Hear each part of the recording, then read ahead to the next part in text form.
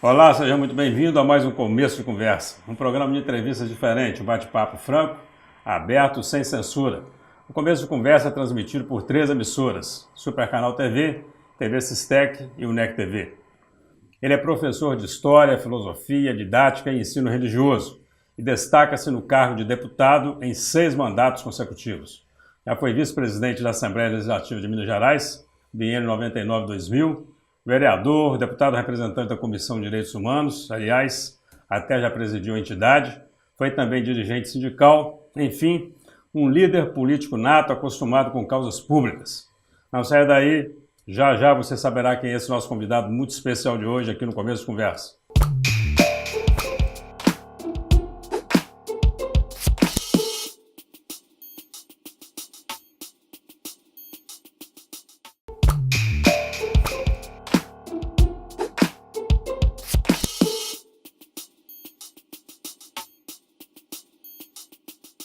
Olá, estamos iniciando o primeiro bloco de mais um Começo de Conversa aqui pela UNEC TV, TV Sistec e Super Canal TV.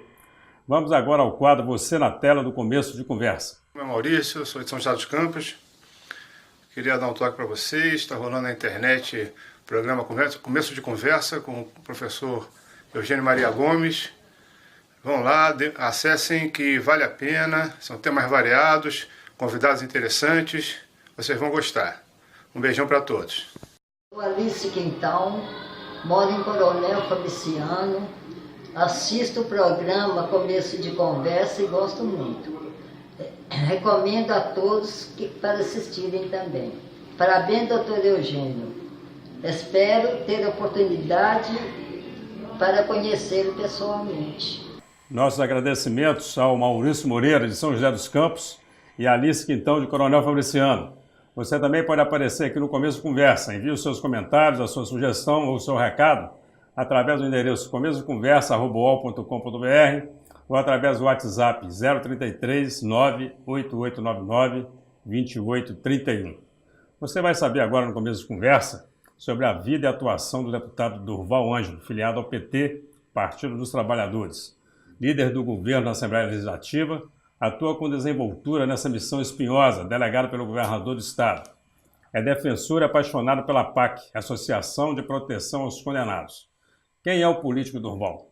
Esse seminarista que carrega uma formação filosófica e teológica, sua biografia aponta que ele tem como grande motivação a indignação frente às injustiças que o levou a lutar por uma vida mais justa, amparado por incentivo aos movimentos de base de parte da Igreja Católica. Deputado Durval Ângelo. Prazer muito grande recebê-lo aqui no Começo de Conversa. Prazer é meu, Eugênio. Alegria de estar com você aqui, programa que a gente tem ouvido tão boas notícias, muito obrigado. Com um colega de profissão, um professor. Muito bacana. Muito bom. É sempre bom receber um professor aqui, viu, deputado? Alegria é minha. Deputado é capixaba ou é mineiro? Olha, eu sou híbrido. É. Meu pai era mineiro, de Itabira, família Pereira Andrade. Com 9 anos, vovô Durval comprou uma propriedade em Castelo, no Espírito Santo. Eu fiquei no Espírito Santo, Baixo Guandu e Castelo. E Baixo Guandu fica na divisa com Minas Gerais, aqui em Aimorés. Até os 17 anos. Com 17 anos, eu fiz um caminho inverso do meu pai.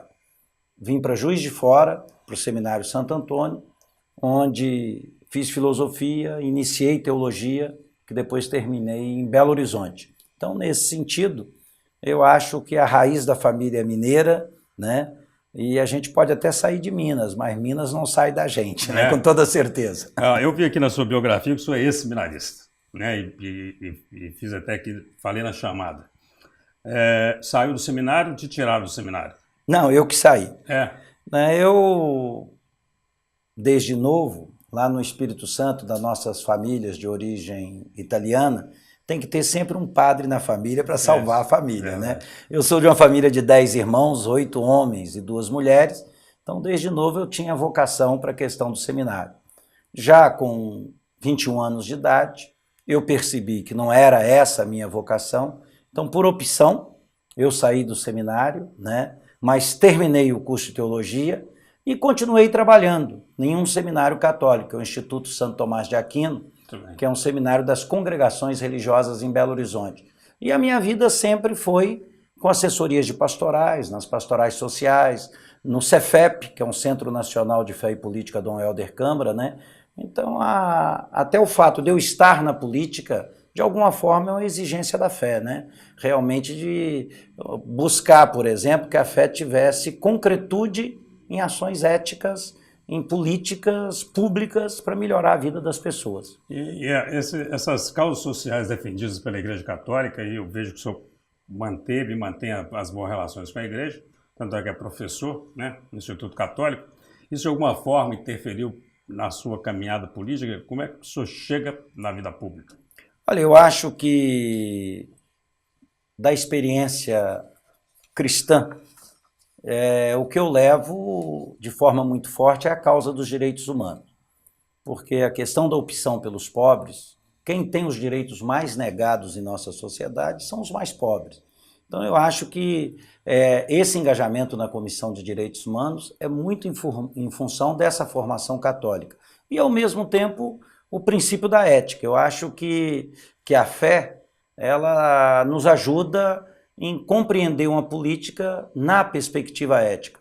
E, ao mesmo tempo, a ideia, que é uma ideia fundante na prática de um cristão, é a questão da construção do reino, né? Muitas vezes, na fé, você não encontra as ferramentas necessárias. Vai ser na política que a gente descobre essas ferramentas, como construir ou começar a construir o reino no meio das pessoas. Então, eu acho que a minha atividade parlamentar, a minha atividade política, está muito ligada ao meu princípio religioso, às convicções pessoais que eu tenho.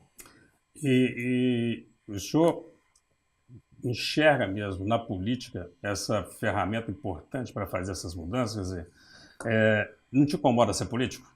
Não, não me incomoda. E não só eu enxergo. Os próprios ensinamentos da igreja, né, a doutrina social da igreja, sempre incorporou que a política, já há 80, 90 anos, é uma forma de fazer caridade cristã, né? O Papa Paulo VI dizia até de forma diferente, nos anos 60, ele falava que era uma forma privilegiada de fazer a caridade cristã. Não incomoda, porque por mais que a política hoje seja uma palavra fraca, com tantas denúncias de corrupção, tanto aqui no Brasil como fora do Brasil, eu acho que a gente não tem como intervir na sociedade sem a política. Eu sempre dou um exemplo nos cursos que eu trabalho, que é como a picada de uma cobra venenosa. O veneno da cobra pode matar, mas também a inteligência humana, o soro antiofídico, foi feito do próprio veneno da cobra, então pode salvar. Então, se hoje nós temos uma situação na política que está matando, é dali que nós temos que extrair um soro para realmente fazermos uma política diferente. Porque não tem como nós melhorarmos a educação, a saúde, a assistência social, apoiar uma agricultura familiar, que não seja por políticas públicas diferentes das que nós estamos fazendo. Muito bem. O seu primeiro cargo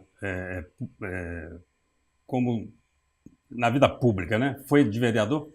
Fui. Eu fui, durante 2 mandatos, vereador em Contagem. Em Contagem. Cidade operária, cidade com muitas contradições. Nossa. Eu era líder dos professores, presidente do sindicato municipal dos professores, e daí que, por uma discussão dentro da diretoria, que eu me candidatei a vereador. Porque a gente via que muito de nossas reivindicações, novo estatuto do magistério, que a gente falava na época, concurso público, piso salarial, dependiam de leis que precisavam ser votadas pela Câmara Municipal. Aí, por uma decisão da categoria, nós vimos que nós precisaríamos ter vereadores, professores, vinculados aos sindicatos, atuando na Câmara Municipal. Foi por isso que eu me candidatei 2 vezes a vereador em Contagem. E foi eleito nas 2 vezes? Fui eleito nas 2 vezes.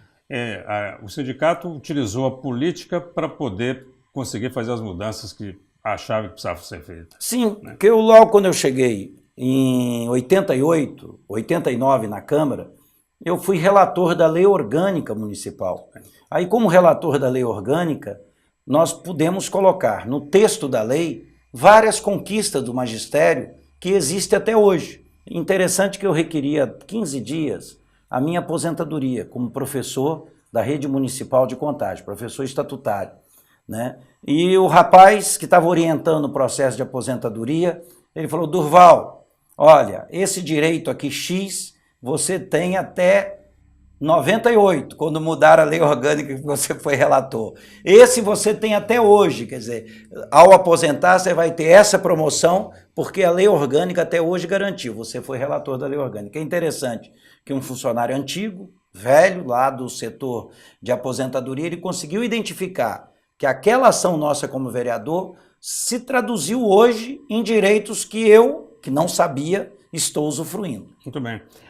Alguns especialistas políticos, eles consideram que a eleição para vereador, mantida as proporções, claro, ela às vezes é mais difícil, mais complicada que para deputado, por exemplo. Olha, e numa cidade como Contagem, deu muito trabalho? Muito trabalho. Muito, né? Muito trabalho, porque o voto era muito disperso, né? As escolas dispersas no município, e os professores, boa parte dos professores não moravam e não votavam em Contagem, mas o que se tornou mais fácil? Como na época eu tinha uma participação grande em pastorais da Igreja Católica, e no Sindicato dos Professores de Contagem, foi um projeto coletivo. Eu não tinha obrigação somente de me eleger. Havia muito mais gente, um grupo comprometida com essa eleição. Então, eu acho que era um projeto solidário. Então, na realidade, apesar do voto de vereador ter uma característica muito pessoal, é um voto corpo a corpo, você tem que pedir, você tem que ir nas casas, você tem que conversar, quer dizer, o vereador está mais próximo da população, sente os problemas maiores, mas eu tinha um coletivo grande, muita gente para ajudar nessa tarefa de obter o voto. Muito bem. Eu vou deixar uma questão aqui, nosso tempo no primeiro bloco, a produção já está me dizendo que acabou. A conversa está boa, ela está indo muito rápida. E aí o senhor volta comentando no segundo bloco, por favor. A primeira questão vai ser essa. A sua ligação com a polícia, diz que você tem um apelido de delegado Durval, é isso mesmo? Você não saia daí, o segundo bloco aqui, ó, com a excelente entrevista com o deputado Durval Ângelo, ela vai esquentar, nós voltamos já já.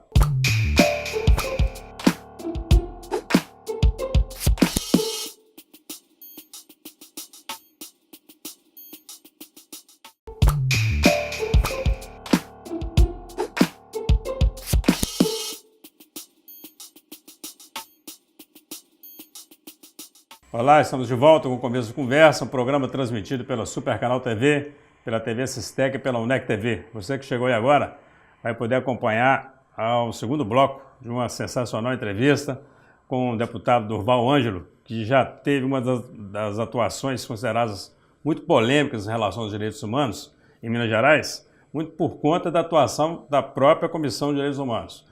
Deputado, e antes de falar dos direitos humanos, eu queria voltar naquela questão do delegado. Tá bom, Eugênio. É delegado? Qual a sua relação com a polícia de Minas? Olha, na realidade, a atuação nos direitos humanos, eu presidi a Comissão de Direitos Humanos da Assembleia por 16 anos e sou membro dela há 23 anos. A gente teve alguns enfrentamentos com alguns policiais, mas que não representavam a corporação. Eram ações isoladas, né? Seja na Polícia Civil ou na Polícia Militar. Mas das contradições e dos enfrentamentos surgiu uma parceria muito grande, né? Hoje o Sindipol, Sindicato dos Policiais Civis, me procuram para todas as questões ligadas à Polícia Civil. A gente tem uma parceria muito grande, inclusive para denunciar muitas vezes assédio moral, violações dos direitos dos policiais, né? Insalubridade em muitas delegacias. Então isso hoje me fez e me faz como um grande parceiro dos policiais, né? Não raro você chegar no meu gabinete, você encontra vários dirigentes do comando da Polícia Civil. E com a Polícia Militar foi a mesma coisa. Nós temos hoje com a ASPRA, que é a entidade mais representativa dos policiais em Minas, né, uma parceria muito grande. Inclusive muitas emendas e muitos projetos, né, que eu apresento na Assembleia são elaborados pela ASPRA, né, a Associação dos Policiais. E aí, violações de direitos humanos dos policiais, quer dizer, a questão de denúncia de assédio moral é muito mais forte na Polícia Militar, por causa da questão da hierarquia, mesmo da mentalidade, da cultura. Há uma cultura de vertical, muitas vezes, né? Então, o meu gabinete está sempre presente, atuando junto com os policiais, né, militares, em várias situações, em vários momentos. Daí que veio esse apelido, né? Delegado ad hoc, né? Delegado ad hoc da polícia. Ou, né, o comandante Zé Maria, do Corpo Bombeiro, falava que eu era oficial bombeiro ad hoc, né? Então eu acho que é um pouco em função disso. De um confronto, a gente caminhou para o diálogo.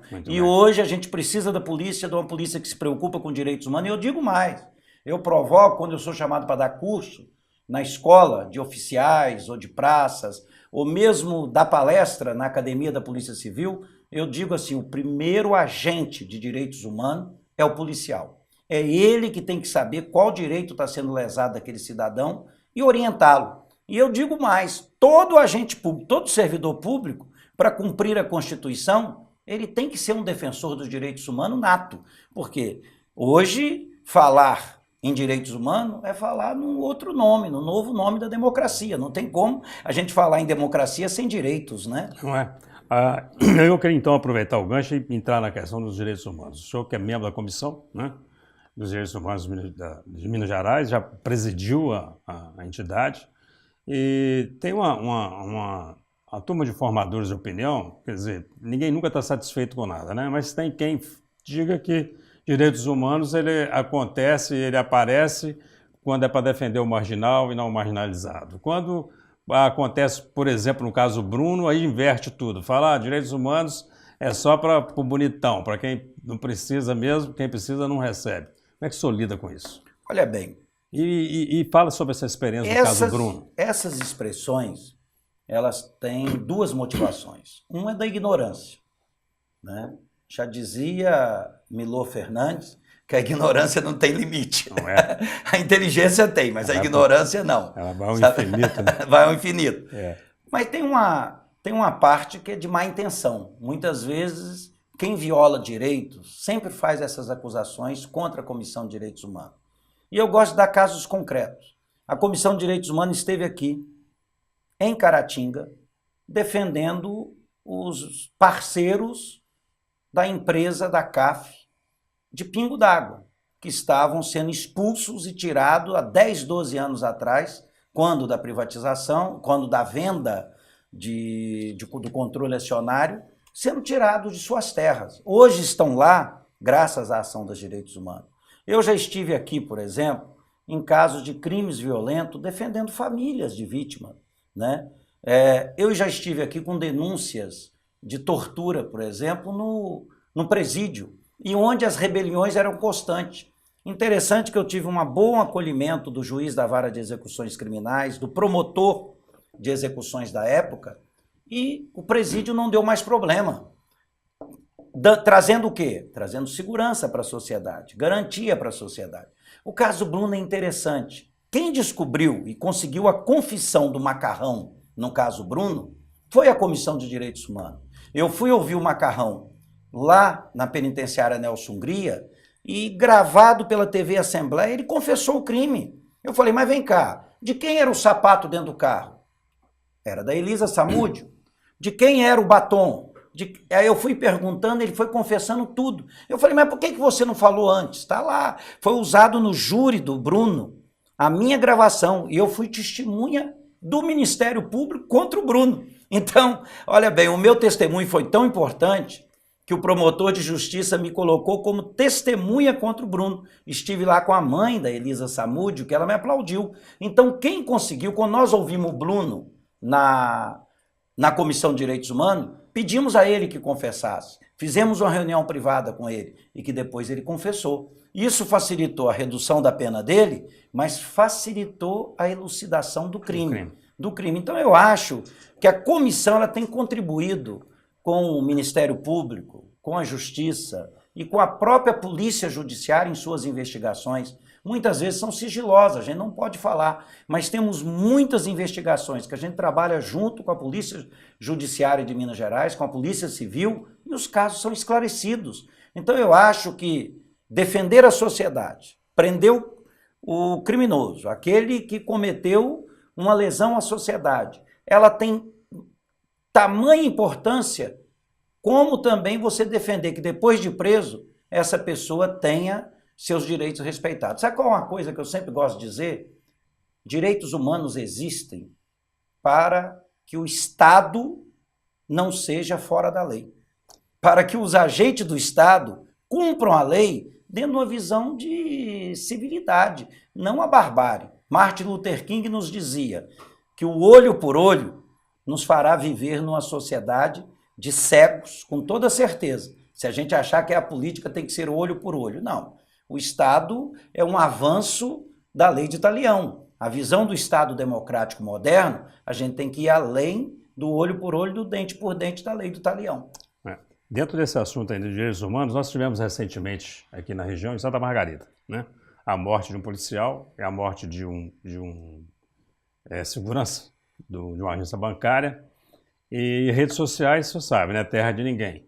E vem muito à tona essa questão. Se os bandidos tivessem sido mortos, a Comissão de Direitos Humanos estava aqui e fazendo todo o alarde. Como quem morreu foi o policial e foi o vigilante, ninguém fala nada. Olha, como é que o senhor não é verdade. No mesmo dia, eu postei na minha página a solidariedade à família.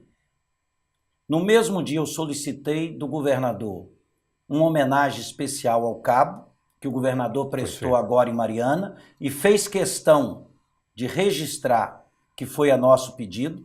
E uma comissão da Assembleia com o deputado João Leite, que é um representante maior do João Leite, esteve ontem visitando a viúva, visitando os policiais. João Leite esteve lá ontem. E João Leite encarna os direitos humanos como ninguém. Agora eu pergunto, aqueles que nos criticam estiveram lá? E além do mais, esse caso eu não posso dizer tudo sobre ele, mas vai ter surpresa.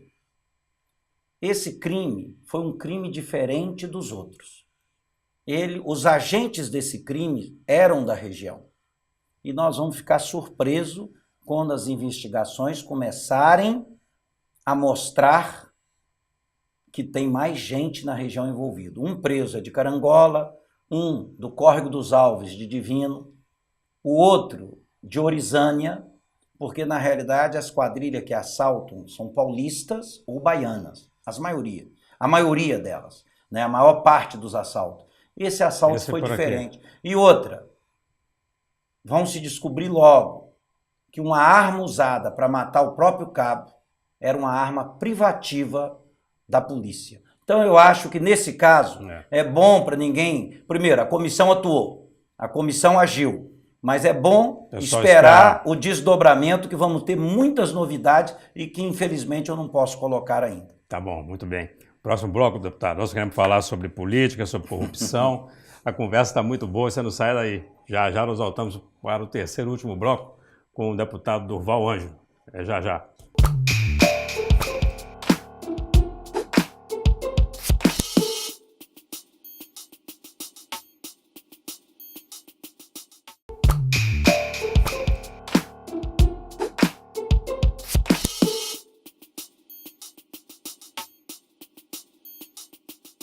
Olá, estamos de volta com o terceiro e último bloco da entrevista com o deputado Durval Ângelo. Você que chegou aí agora, acompanhe conosco. Deputado, existem os adeptos políticos e correligionários de carteirinha em todos os partidos.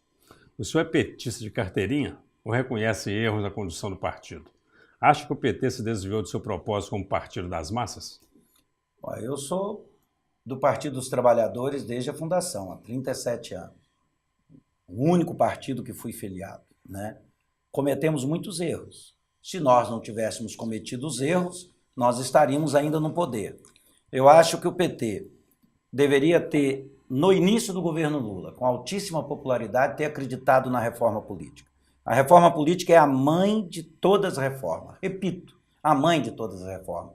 Porque tudo que nós precisarmos de outras reformas tem que ser votado por um Congresso. Então esse Congresso tem que ter legitimidade, não pode ter suspeita sobre ele. A própria palavra candidato, né, Cândidos vem de limpo, de puro, né? Então eu acho que nós cometemos erro em não fazer a reforma política. Entramos na lógica de marketing eleitoral muito caro de todos os partidos. E principalmente, não questionamos o financiamento empresarial de campanhas. Ele nos serviu, ele nos ajudou, foi contra nós quando nós estávamos na oposição. PT errou. PT também distanciou muito da militância, da base. Em função dos recursos fáceis que corriam na campanha, nós acabamos fazendo militância paga e não militância gratuita. Cometemos erro. Não sei se os erros são tão grandes pelo que nós estamos pagando agora. Eu acho que já purgamos bastante. Se era penitência, a penitência já nos remiu, com toda certeza. O senhor, como membro atuante do Partido dos Trabalhadores, acredita plenamente na inocência do ex-presidente Lula? Acredito.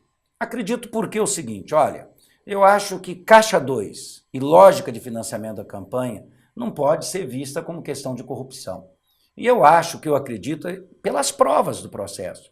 A questão do triplex é muito frágil. Como a empresa pode ter dado em garantia, num financiamento da Caixa Econômica Federal, um prédio ou um apartamento que era do presidente Lula? Isso não tem cabimento, isso. Ele não poderia dar em garantia. E a gente vê que o processo, nas suas inúmeras páginas, ele fala mais de convicções. Inclusive cita reportagem de uma grande rede de TV, de jornais. Isso é inusitado em sentença judicial, né? Que hoje, por exemplo, o advogado Lula disse que 16% das páginas do processo são citação de órgãos de imprensa. Eu preferia que o juiz Moro citasse a boa jurisprudência. Eu preferia que o juiz Moro citasse juristas renomados que nós temos no Brasil e balizados. Não citar reportagem jornalística. A gente mostra. Isso mostra claramente que é uma sentença mais mediática do real. E eu acredito mais que o Lula vai ser absolvido na segunda instância e será candidato a presidente da República do Brasil. Se vai ganhar ou não, isso vai depender do eleitor, da eleitora. É o povo que vai definir quem que ele quer no poder a partir de 2019. Deputado, partindo do princípio de que o PT é um governo do coletivo e não um governo de grupo, Minas hoje, independentemente de partidos, está amparada pelo governo PT, onde o PT não tem aliados, também é recebido apoio do governo? Olha bem, recebe. O Fernando Pimentel é um governador republicano, tanto que o prefeito de Caratinga foi recebido por ele no Palácio. E programas e projetos do prefeito de Caratinga estão sendo liberados pelo governo do estado. Uma outra cidade aqui da região, Tarumirim, né, que o prefeito não apoia o governador. Ele mesmo disse para um deputado federal, Ademir Camilo, falou para mim que tem recebido muito apoio e muitas políticas do governo do estado. O prefeito Tilica disse isso. Então eu acho que o nosso governo é republicano. Acho que é isso que tem que ser. E aqui é bom deixar bem claro que em Caratinga é uma cidade que tinha uma promessa do corpo, da unidade, da fração dos bombeiros aqui na cidade. Quem efetivou isso? Foi o governo Fernando Pimentel. Aqui tinha uma reivindicação de mais de 20 anos que se falava num batalhão da Polícia Militar. Com a presença do presidente da Assembleia, aqui foi efetivado um batalhão da Polícia Militar e que reduziu a criminalidade em Caratinga. Então isso é um sinal claro de uma postura republicana. E das 25 escolas estaduais de Caratinga, 21 ou estão sendo reformadas ou já foram reformadas e ampliadas. Então eu acho que o governo Fernando Pimentel é um governador republicano, como foi um prefeito republicano, até criticado dentro do PT, porque dialoga muito com outras forças políticas. Até recebe críticas interna de uns setores talvez com a visão mais fechada no Partido dos Trabalhadores, por ter essa postura republicana. Alguns especialistas econômicos, ou deputados, eles dizem que o governo de Minas está quebrado. Eu fico imaginando como que isso é possível, sendo Minas um dos estados com uma das maiores arrecadações do país, sem falar que a nossa carga tributária é altíssima. Carga tributária altíssima, mas é bom deixar bem claro que nós pegamos esse governo com 7,3 bilhões de déficit orçamentário. E agora, por que nós estamos quebrados? 67% da economia mineira depende de exportações de commodities, minerais e vegetais. Né? Isso, 67%, significa que não houve um projeto de desenvolvimento em Minas Gerais. Nós, na realidade, ficamos usufruindo do mercado internacional e dos preços altos das commodities. Essa que é a grande problema. A partir do momento que o minério cai 2/3 no mercado internacional, nós estamos sofrendo. E o outro problema foi a Lei Candir, que há 21 anos atrás, a Lei Candir isentou commodities de exportação do ICMS. Né? E nós deixamos com isso, abrimos mão no governo Fernando Henrique Cardoso de recursos significativos para Minas Gerais. Tanto que se nós fôssemos cumprir a Lei Candir, Minas teria 135 bilhões para o seu acerto de conta. Se deve 80 bilhões ao governo federal, nós teríamos crédito. Hoje, por exemplo, sem a dívida com a União, que são consumidos 5,5 bilhões por ano, e sem a Lei Candir, Minas Gerais conseguiria caminhar com suas próprias pernas. Agora, o conhecimento, ele se faz por analogia. A gente vê a situação, por exemplo, da polícia no Espírito Santo, a grande crise que nós tivemos.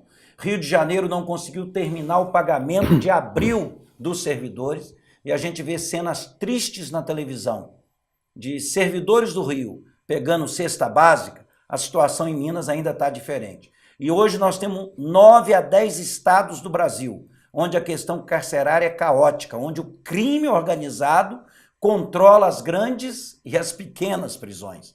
Minas tem 10% da população carcerária do país. 73.500 presos estão em Minas Gerais. E é bom que se diga que a gente tem uma situação de controle. Hoje nós temos um sistema carcerário onde não reina o crime organizado. Então eu acho que Minas tem dificuldade, mas nós vamos superar isso. Aprovamos uma lei de 6 fundos de investimento em Minas. Eu acredito que o ano que vem nós vamos ter perspectivas boas e melhores. Os fundos devem entrar em funcionamento agora, no início de agosto, e a gente tem, enquanto Poder Legislativo, líder do governo na Assembleia, expectativa que a gente consiga resolver isso. O senhor falou agora sobre o servidor pegando cesta básica no Rio de Janeiro, e eu me lembrei que nem é o Estado que está fornecendo, né? São os próprios servidores, alguns que estão recebendo, que estão comprando a cesta básica para dar para... E a população em geral, né? Doações da população. Então, uma situação de servidor público como pedinte, né? Deputado, hoje o município de Caratinga acumula dívidas anunciadas pelo Poder Executivo que chegam a quase 100 milhões de reais. Ainda não há apoio parlamentar de base fechado com o atual governo municipal, a não ser um acordo informal junto ao deputado Misael Varela. O que Caratinga pode esperar do deputado Durval Ângelo? Olha, eu estive com o prefeito de Caratinga ontem. Né? Falei que meu gabinete está à disposição, ele não esteve lá ainda. Ele disse que em agosto vai me procurar e, como líder do governo, eu posso abrir muitas portas para Caratinga. Posso ajudar em muitas políticas aqui. E ele disse que vai me procurar e vai procurar também o presidente da Assembleia, Dr. Clever Lopes. Eu ainda falei com ele, a gente pode fazer uma reunião em conjunto, porque eu acho que o objetivo melhor, maior, é da cidade. Mas é interessante, Eugênio, que hoje eu ouvi de um advogado que disse assim, olha, há 5 anos atrás, o prefeito João Bosco deixou uma prefeitura bem organizada, né? E 4 anos foi um desgoverno danado. Esse mesmo advogado falou assim, pois é, o próprio prefeito atual reconhece. Parece que nesses últimos 4 anos estavam brincando de governar, de ser prefeito na cidade de Caratinga. Então eu acho que a gente vê como é importante governos austeros e, mais ainda, políticas públicas que tenham continuidade. Né? Mas a gente está à disposição, eu acho que o povo de Caratinga não pode perder. Partido é bom na época das eleições. Passa a questão das eleições, a gente tem que olhar o bem público. Deputado, infelizmente, o nosso tempo não nos permite mais continuar. A conversa está muito boa, a gente precisaria de muito mais tempo para isso. Só tem 1 minuto aí para suas considerações finais, deixar o seu abraço no seu recado aí para os telespectadores da Super Canal TV, da UNEC TV e da TV Sistec. Eu quero agradecer, Eugênio, antes de tudo, essa conversa boa, agradável, né, reflexiva, que com toda certeza a gente aprende muito. E desejar um abraço carinhoso a todos os telespectadores, que eu acho que pela qualidade da forma e da competência que você conduziu essa entrevista, daí eu compreendo porque esse programa é reproduzido em tantos canais, tem uma audiência tão significativa. Parabéns aqui ao seu trabalho, parabéns à sua competência. Deputado, muito obrigado, viu? Eu que agradeço. Foi a entrevista esclarecedora, bacana, muito obrigado pela franqueza, pela coragem, muito obrigado pela coragem de responder e deixamos nossos estúdios aqui sempre à sua disposição, tá bom? E a você que acompanhou essa sensacional entrevista com o deputado Durval Ângelo, o nosso abraço, muito obrigado pela audiência, pela atenção e até o nosso próximo encontro, se Deus quiser.